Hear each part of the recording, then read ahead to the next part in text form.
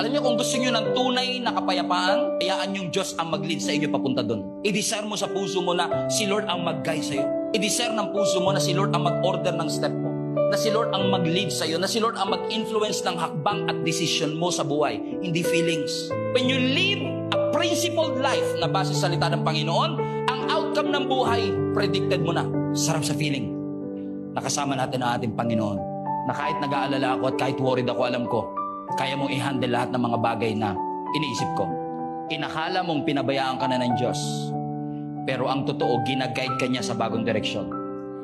Ginagamit ng Lord ang kawalan, ang problema, ang challenges para i-redirect tayo ng Diyos.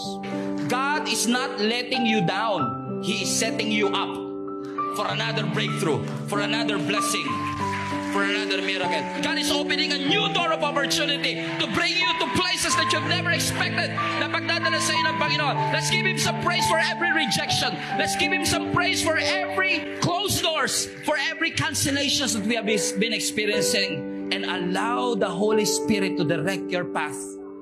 This is the way. Walk in it.